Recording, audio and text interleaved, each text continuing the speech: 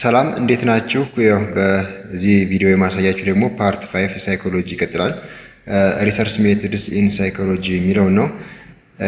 እንግዲህ ሳይኮሎጂ ስናጠና የተለያዩ ሜቶዶችን እንጠቀማለን። የሪሰርች ሜቶዶች ደግሞ አሉ። ከነዚህ ደግሞ የተለያዩ ተርሞችን ዲፊኒሽን እናያለን። ያው ሪሰርች ነው። ቀጣዩ ቲዮሪ እንዲሁም ሌሎችም ስላሉ መጀመሪያ ሪሰርች ምንድን ነው የሚለውን በደንብ እንይ። Research is a scientific method of gathering and testifying data by applying different methods and making conclusions and prediction of the phenomena ይላል። እንግዲህ ሪሰርች ትርጉሙ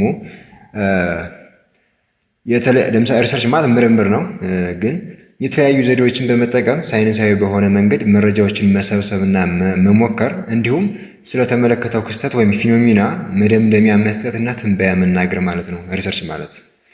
It is a scientific method of gathering and testifying data። ስለዚህ ዳታዎችን መሰብሰብ እና ቴስቲፋይ ማድረግ ሳይንሳዊ በሆነ መንገድ የምንሰበስብ ከሆነ ሪሰርች ተብሎ ይጠራል ማለት ነው።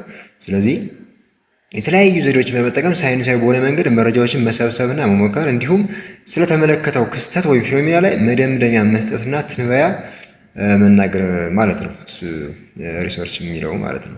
ስለዚህ ቲዮሪ ማለት ቲዮሪ is a statement which is generalized from scientific study and which explains the relationship among variables ይላል። ስለዚህ ቲዮሪ ከሳይንሳዊ ጥናት የተጠቃለለ ጀነራላይዝድ እና በተለዋዋጭ ነገሮች ወይም ቫሪያብልስ መካከል ያለውን ግንኙነት የሚገልጽ መግለጫ ወይም ስቴትመንት ነው ማለት ነው። ስለዚህ ቲዮሪ ማለት it's a statement which is generalized from scientific study and which explains the relationship among variables ይላል። ስለዚህ ከሳይንሳዊ ጥናት የተጠቃለለ ጀነራላይዝድ የሆነ እና በተለዋዋጮች ነገሮች መካከል ያለውን ግንኙነት የሚገልጽ መግለጫ ነው። ስለዚህ በጀነራላይዝድ እና ቫሪያብል በሆኑ የማት የተጠቃለለና በተለዋዋጭ ነገሮች መካከል ያለውን ግንኙነት የሚገልጽ መግለጫ ወይም ስቴትመንት ነው ማለት ነው ቲዮሪ ማለት። ስለዚህ ክስተቶችን ወይም እነዚህ ክስተቶችን ለማደራጀት ለማብራራትና ለመተንበይ የሚረዳ የተቀናጀ የህጎች ወይም የፕሪንሲፕልስ ስብስብ ነው ማለት ነው ቲዮሪ ማለት። It is an integrated set of principles helpful to organize, explain and predict events የሚለው ቲዮሪ ነው ማለት ነው። ስለዚህ ኢንተግሬትድ ነው ማለት ነው፣ የተደራጁ ናቸው ማለት ነው። ስለዚህ ለማደራጀት ለማብራራትና ለመተንበይ የሚረዳ የተቀናጀ የህጎች ስብስብ ወይም የፕሪንሲፕሎች ስብስብ ነው ማለት ነው ቲዮሪ ማለት።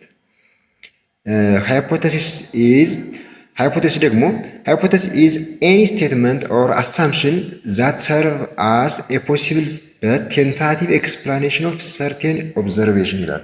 ስለዚህ ሃይፖቴሲስ ማለት መላምት ማለት ነው። የተወሰኑ ምልከታዎች ወይም ኦብዘርቬሽንስ ሊሆኑ የሚችሉ ነገር ግን ጊዜያዊ ማብራሪያ ሆኖ የሚያገለግል ማንኛውም መግለጫ ወይም ግምት ማለት ነው መላምት ወይም ሃይፖቴሲስ ማለት ይሄ ነው። It is an educated guess that can be tested። ስለዚህ educated የሆነ ገስ ነው እንጂ ኮመን ገስ አይደለም። educated የሆነ ገስ ነው። ስለዚህ ሊሞከር የሚችል በእውነት ላይ የተመሰረተ ግምት ማለት ነው ወይም educated ገስ ማለት ነው። በእውነት ላይ የተመሰረተና ሊሞከር የሚችል ማለት ነው ኢዱኬትድ ገስ ማለት። ስለዚህ ሃይፖቴሲስ ማለት ኢዱኬትድ ገስ ነው እንጂ አን ኢዱኬትድ ከተባለ ውሸት ነው ይሄን ማለት ነው። ስለዚህ it is a statement of cause and effect relationship ማለት ነው። ኮዝ እና ኢፌክት ምክንያትና ውጤት ያለው ስቴትመንት ነው ማለት ነው መላምት። ስለዚህ የምክንያትና የውጤት ግንኙነት የሚያሳይ መግለጫ ወይም ኮዝ and effect relationship የሚያሳይ መግለጫ ነው ማለት ነው። ስለዚህ it is useful to guide a study። ጠቀሜታው ምንድነው? ጥናትን ለመምራት ጠቃሚ ነው። ጥናትን ለመምራት ነው ወይም ስታዲዎችን ለመምራት አስፈላጊ ነው። ቫሪያብልስ ማለት variables are constructs that vary or change. There are two events or constructs. The variation of one construct may be followed by the variation of another construct ነው የሚለው። ስለዚህ ቫሪያብል ማለት ተለዋዋጭ ማለት ነው። ስለዚህ ቫሪያብልስ ማለት የሚለያዩ ወይም የሚለወጡ ጽንሰ ሐሳቦች ናቸው ወይም የሚለዋወጡ ወይም ጽንሰ ሐሳቦች ማለት ኮንስትራክትስ ማለት ነው። ስለዚህ ሁለት ክስተቶች ወይም ጽንሰ ሐሳቦች አሉ። የአንዱ ጽንሰ ሐሳብ ለውጥ የሌላኛው ጽንሰ ሐሳብ ለውጥን ሊያስከትል ይችላል ማለት ነው። ስለዚህ አንዱ ሲለወጥ ሌላውን ሊለውጥ ይችላል ማለት ነው። ስለዚህ የአንዱ ጽንሰ ሐሳብ ለውጥ ወይም ቫሪዬሽን የሌላኛውን ጽንሰ ሐሳብ ለውጥን ሊያስከትል ይችላል። ስለዚህ ዘ ቫሪዬሽን ኦፍ ዋን ኮንስትራክት ሜቢ ፎሎድ ባይ ዘ ቫሪዬሽን ኦፍ አናዘር ኮንስትራክት ማለት ነው። ስለዚህ የአንዱ ለውጥ ሌላውን ሊለውጥ ይችላል ማለት ነው ቫሪያብል ማለት ወይም ተለዋዋጭ ማለት ነው። መለወጥ ስሙ ራሱ ያመለክታል እንደዛ። ፖፑሌሽን ኢዝ ኤ ግሩፕ ኦፍ ሰብጀክትስ ኦር ኢንቨርስ አንደር ስተዲ ማለት ነው። ፎር ኤግዛምፕል ችልድረን አንደር 5 years ኦፍ ኤጅ ሊሆን ይችላል። ፕራይመሪ ስኩል ችልድረን ኢን ሲዳማ ዞን። ለምሳሌ ፖፑሌሽን ማለት አጠቃላይ ስብስብ ወይም ህዝብ ማለት ነው።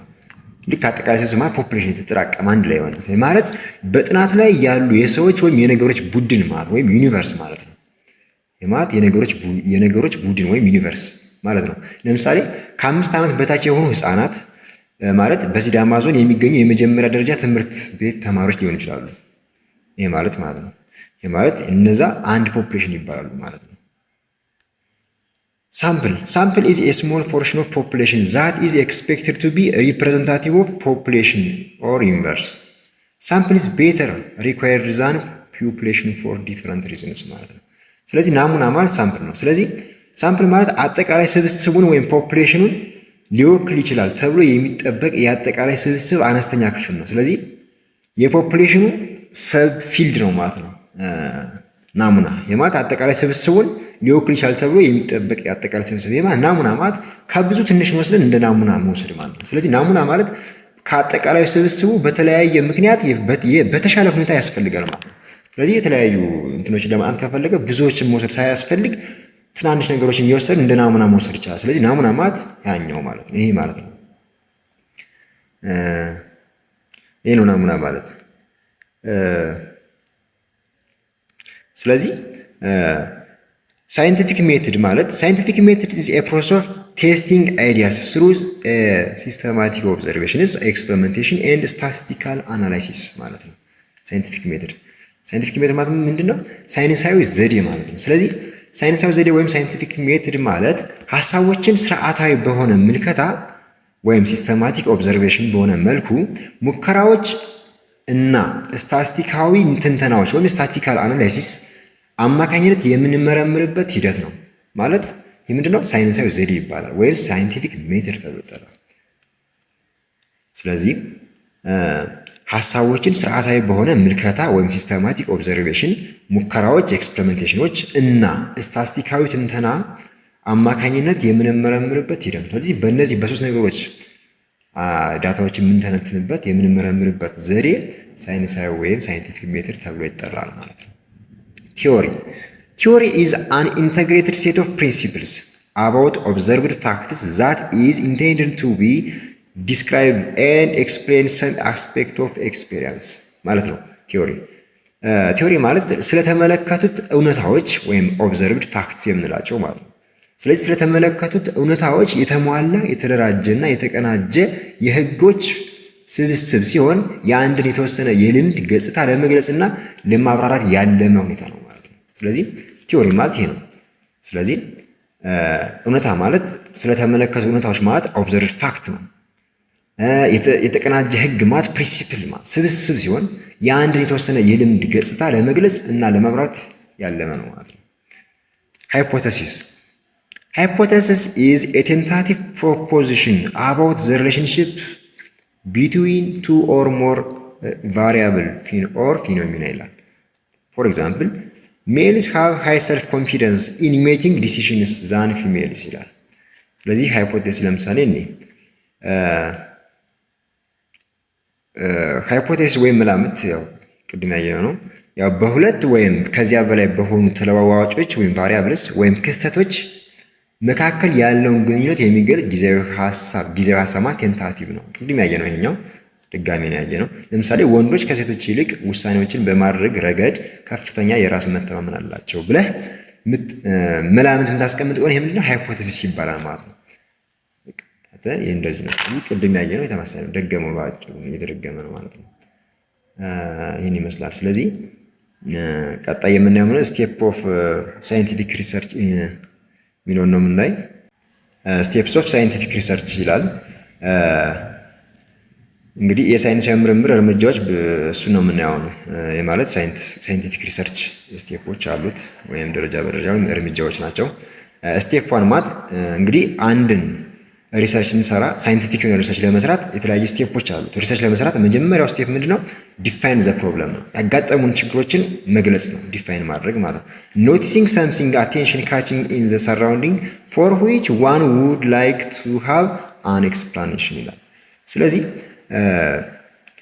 ችግሩን መግለጽ የመጀመሪያው ስቴፕ ምንድነው? ችግሩን መግለጽ ወይም ዲፋይኒንግ ዘ ፕሮብለም ዛት ስቴፕ 1 ማለት ነው። ስለዚህ በዙሪያችን ትኩረት የሚስብን ነገር መመልከትና ማስተዋል፣ ይህንን ለማብራራት ፍላጎት ማሳደር ማለት ነው። ስለዚህ ከዙሪያችን ወይም ከአካባቢያችን ያሉ ችግሮች አሉ። እነሱን ካስተዋልን በኋላ ለነዛ ያለውን ችግር ማብራራት ወይም መፈለግ ማለት ነው። ስለዚህ በዙሪያችን ትኩረት የሚስብ ነገር ማየት የመጀመሪያው ስቴፕ ነው። ኦብዘርቭ ማድረግ፣ ለዚያም ማብራሪያ እንዲኖር መፈለግ ማለት ነው። ስለዚህ የመጀመሪያው እሱ ነው። ስቴፕ 2 ፎርሙሌቲንግ ዘ ሃይፖቴሲስ ነው። ይሄኛው ምንድነው? አፍተር ሃቪንግ አን ኦብዘርቬሽን ኦን ሰራውንዲንግስ ዩ ሜድ ፎርም አን ኢዲኩዌት ገስስ አባውት ዘ ኤክስፕላኔሽን ፎር ዮር ኦብዘርቬሽንስ ፐቲንግ ኢት ኢንቱ ዘ ፎርም ኦፍ ስቴትመንት ዛት ካን ቢ ቴስትድ ኢን ሰም ዌይ ይላል። ስለዚህ ቀጣዩ ስቴፕ ምንድነው? ፎርሙሌቲንግ ዘ ሃይፖቴሲስ ነው። ምንም መላምት ማዘጋጀት ማለት ነው ስቴፕ 2። ይሄ ማለት በዙሪያችን ያለውን ነገር ከተመለከትን በኋላ ወይም ችግሩን ከተረዳን በኋላ ለተመለከቱት ነገሮች ማብራሪያ ሊሆን ስለሚችል ጉዳዩ በምርምር ሊረጋገጥ የሚችል የሰለጠነ ግምት መፍጠር፣ ከዚያም መላምቱን በግልጽ በመግለጫ መልክ ማስቀመጥ አለብን። ስለዚህ በአካባቢ ላይ ምልከታ ካደረግን በኋላ ለምልከታው ማብራሪያ ሊሆን የሚችለውን ነገር በተመለከተ ሊረጋገጥ የሚችል ግምት ወይም ኢዲኩዌትድ የሆነ ገስ መፍጠርና መግለጫ መልክ ማስቀመጥ፣ በመግለጫ መልክ ታስቀምጣለህ ማለት ነው። ስለዚህ ምንድነው ይሄ ማለት? ሃይፖቴሲስ ፎርሙሌት ማድረግ ማለት ይሄኛው ስቴፕ 2። ስለዚህ ያየነው ነገር አለ ከአካባቢያችን፣ ስለዛ ነገር ምንድነው? መግለጫ ማስቀመጥ ማለት ነው። ሃይፖቴሲስ ፎርሙሌት ማድረግ ማለት ነው፣ ኤክስፕላይን ማድረግ። ስቴፕ 3 ማለት ቴስቲንግ ዘ ሃይፖቴሲስ ነው። ቅድም ፎርሙሌት አድርገናል፣ አብራርተን ጽፈናል። አሁን ደግሞ ቴስት ማድረግ መሞከር። ይሄ ማለት at this step the researcher employs appropriate research methods and collects ample data ወይም information to accept or reject the proposed statements። ይሄ ቴስቲንግ ማድረግ ነው። ሪጀክት ለማድረግ ወይም አክሴፕት ለማድረግ ይሄኛውን መጀመሪያ ቴስት እናደርገዋለን፣ ሶስተኛው ስቴፕ ላይ ማለት ነው። ስለዚህ መላምቱን መፈተሽ ማለት ነው ቴስቲንግ ዘ ሃይፖቴሲስ። በዚህ ጊዜ ማለት ነው ተመራማሪው የተዘጋጀውን መግለጫ ወይም መላምት ማለት ነው ለመቀበል ወይም ለመካድ የሚያስችለውን በቂ መረጃ ወይም ዳታ ለመሰብሰብ ተገቢ የሆነ የምርምር ዘዴዎችን ይጠቀማል። ስለዚህ በዚህ ደረጃ ተመራማሪው መላምቱን ለመቀበል ወይም ለመካድ የሚያስችል በቂ መረጃ ለመሰብሰብ ተገቢውን የምርምር ዘዴ ተግባራዊ ያደርጋል። ስለዚህ ተግባራዊ ማድረግ አለበት። እዚህ ላይ ስቴፕ 3 ላይ ሃይፖቴሲሱን ቴስት ማድረግ አለበት። ሪጀክት ማድረግ አለብኝ ወይስ አክሴፕት ማድረግ አለብኝ ወይስ ላይ ነው መወሰን ያለበት ማለት ነው። ወይም ቴስት ያደርጋል። ስቴፕ 4 ድሮይንግ ኮንክሉዥን ነው። ምንድነው ይሄ?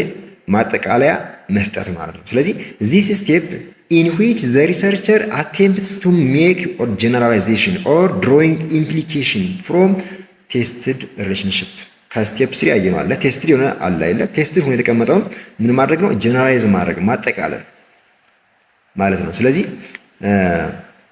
መደምደሚያ መስጠት ማለት ነው ድሮይንግ ኮንክሉዥን ማለት። ይህ ተመራማሪው ከተፈተነው ግንኙነት